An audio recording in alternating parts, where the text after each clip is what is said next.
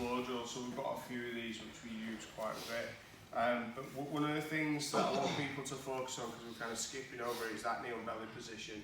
Because we use this to kind of transition. Now I use knee on belly as a proactive and a reactive thing. So the drill that we've just done, I'm using that knee on belly to get Mount to punch him in his face. So using that press up position, sliding that knee across, but this foot's out.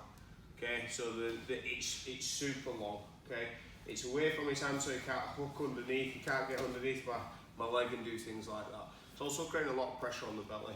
Okay, so there's lots of weight driving down into Jason. Not to hurt him, it's there. I'm not,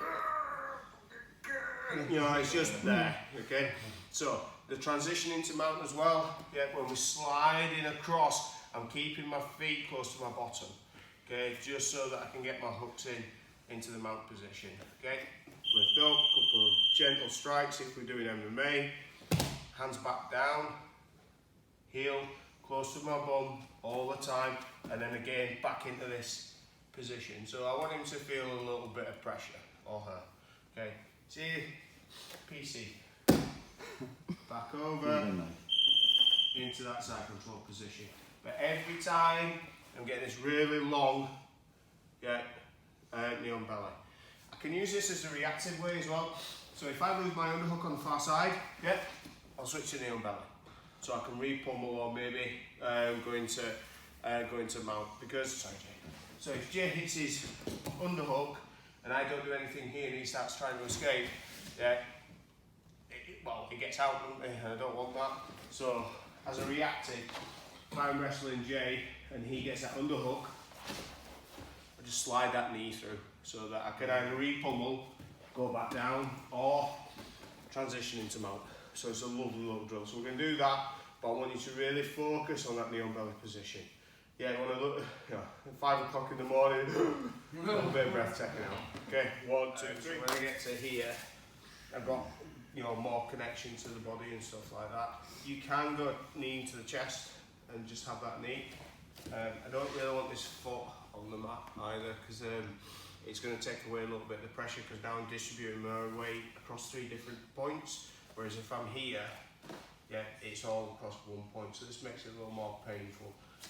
That does work, and you can get, when you kind of sort your balance out, it can be really good. But I'd rather have that shin across. So I've got a better control, the weight's distributed over a bigger area, which usually means I'm a little more stable. But the knee, and you can go knee into the chest as well. Sticking the kneecap in there and pulling the head up to make things awful. It's easy to clear. It is easy to clear. It feels like you're going to die, but it is easy to clear. Has anyone got any questions about the knee on belly? Yeah, well, they're moving their heads a lot. Moving. Oh, yeah. So this is where you make some decisions, so that's a really good point. So I get to knee on belly, Jay's moving around and stuff. Can I keep that control? If I can't, that's when I then start looking to progress into my next position. It's a good point. For me, knee on belly is a transition. It's not a position where I'm staying for more than like 30 seconds, if I'm honest. It's a lot harder to control, because all I'm doing is putting weight across here. I'm not blocking his legs off. His hands are kind of moving around and stuff. There are things we can do to tie those up. So if he can bridge from this position, my knee's close to his hip, so he's directly affecting where my weight is distributed across. So it's always a transition for me. There are some people who will knee on belly and stay there all day. So like Hodge Gracie and his dad, Mauricio Gomez, like I've felt Mauricio Gomez knee on belly and it's not fun. And it's weird because it just feels like your hips are pinned to the mat. I don't know how he does it, but he does. But your hips are just pinned to the mat. But for me, and it's possibly because I don't really, it's not something I focus on in the spa, so it might be something I think about in the next couple of weeks. Maybe take a week of just trying to get knee on belly and just work out how I play Buckaroo a little bit. But yeah, cool, okay. So we've got into Mount. Yeah, we're slid over, we're all happy. We're going to work in this mid-mount position, okay? So obviously we've got our strikes and stuff, and one of the things that Marco mentioned yesterday, and I think Kutsu, you had this as well, was the armbar from Mount.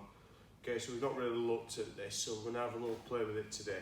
Okay, so a couple of ways of getting the arm up. all right, because that's what I need. I need his arm in this position to get a decent armbar from mount position. So number one is punching. At some point, you know, you get that reflex and people kind of push up. It may start coming up to underhook around my body. Yeah, that's going to be your options. Me personally, I never hit in that position when I'm rolling with people, and especially if I'm just doing jiu-jitsu. Okay, so what we're going to do is we're going to go around and hook one elbow. So I'm going into this position. Okay, this can be quite easy to get. Okay, even if his arms are in here and he's super tight, I can go throw on one side, his hand goes over to start protecting this arm to defend it and stuff. This is where you're going to get gaps. Okay, so he's going to go across there to protect his hand. Okay, this is where I get my first hook. Okay, we can also, from this position as well, if he fights it really hard and comes back and straightens back up, yeah, I get the same hook. So there's a little bit of kung fu, you know, where you're doing all this arm trapping stuff. If there's a gap, just pulling that arm up. Okay, so I want us to transition into mount and get that hook and bring it across our chest. Okay, that's the first row. 1, 2, 3. The rest of it is more around kind of manipulating him onto his side. So however I've got the arm position into here, I'm pulling across, but I want him to be on his side. Trying to armbar someone with both shoulder blades on the mat is really difficult, especially if they've got teeny weeny little arms. Okay, there's a couple of guys I've trained with in the past where their arms are so short, if I didn't do this, I could not get near an armbar on them. Yeah, because they were just tiny, like little T-Rex arms. So I always kind of have that in my mind. Like, Jay's got lovely long arms, which is usually, I'm on the end of that knuckle there, getting jabbed in the face. Okay, so I've got a little bit of leeway with Jay, but I always want him on his side. So I'm going to post my hand, and then, I'm not sure if you remember this from gift wrap, where we walk across. We're going to use that exact same motion, okay? So I've got the elbow across my chest, I'm pulling my chest behind the arm, so it's a lot harder for him to pull that arm across. Okay, and then I'm just going to move him onto his side into this position. Okay, this is going to make the arm bar so much easier. Okay, the leg that's on belly side is going to come up. Okay, because the important leg on an arm bar is the leg that goes over the head. You will get some people who argue this, and some people can do an arm bar with a shin across the face without the leg over the head. I'm not great at that, so I don't really teach it. If I get an arm bar, it's by doing it this way. So I've got him onto his side, so I'm going to transfer my hand over to the far side, so it makes it a lot easier to move my leg up and behind. Okay? When I'm ready to fall backwards, I'm going to grab the far arm, and then I'm just going to take the leg over, yeah, into my armbar position. Don't worry about finishing the armbar just yet, but just get that transition. So, get my strikes, come in. You know that position right there, Mark? Yes, sir. Like the grip, how do you make sure your grip's firm? So, the grip is good. Yeah. I can get round and I can pull, but what's really going to help is my chest. Okay, so once I get my grip, see how I'm using my chest? Yeah, that's what's going to keep the arm. So Jay tries to pull the arm out, it's going to be super difficult. If I just rely on the grip, yeah, it's a good spot this for the camera, because if I rely on that grip, he's going to drop that to the back. Okay, so once I get here, I pull, so it goes across this scent line, but then I put my chest behind the arm. Okay, because this is what's going to keep it in this position. I could always switch to my gift wrap if I need, once that arm's across. So we've got options. But here, yeah, and then I'm just going to walk him onto his side a little bit more. Once he's on his side, both belly side up.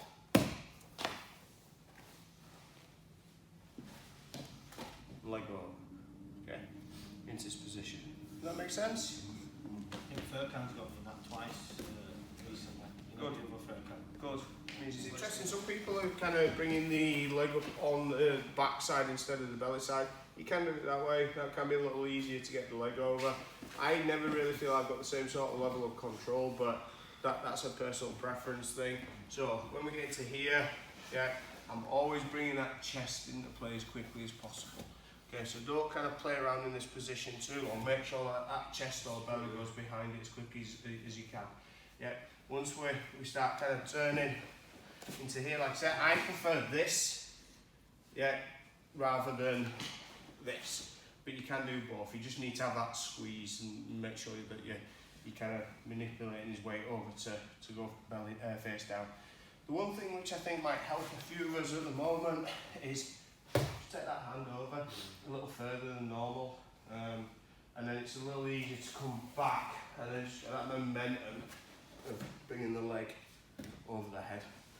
So the finishing position with the arm bar, you can do it two ways. You can do it with a cross, so you can cross your feet into here. There's plenty of judo guys, Ronda Rousey, Cal Parisian and some other people who prefer this to finish the armbar. I'm not a massive fan of it.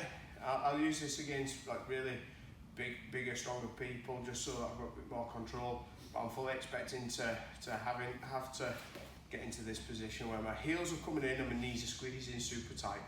Okay, so when I say squeeze my knees, that's what I'm looking for. Heels come in to finish the armbar. Yeah, all I'm doing is I'm hugging with both arms and then slowly going backwards, lifting my hip up, get the armbar position. Okay, it's not this. Yeah, which is just weird. If I've got 8 people doing that, right, I'll turn the lights out and going on. Okay, so smooth, everything's nice and steady. Yeah, and making sure that that thumb's pointing up to the ceiling. Okay, the reason why we take this arm as well, it kills his Homer Simpson. So he tries to Homer Simpson from here, makes it really difficult. If his arm's over there, it's a lot easier to Homer Simpson and get out of this position. Okay, does that make sense? Yeah. So think smooth, no humping. So